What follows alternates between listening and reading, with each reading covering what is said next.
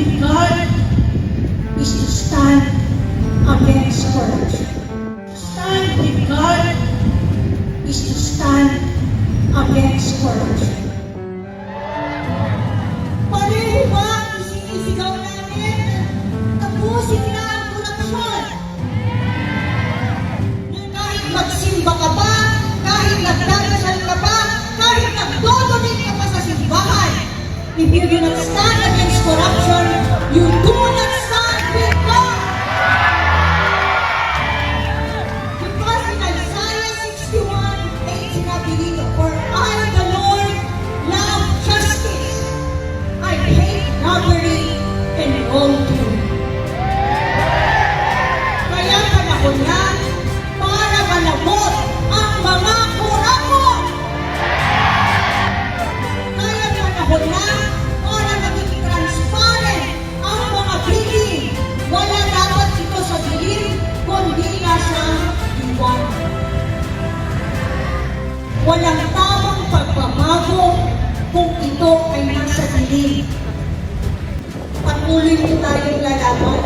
At tatayin ang dynastiya. Kailangan na natin ang tunay na pagbabago.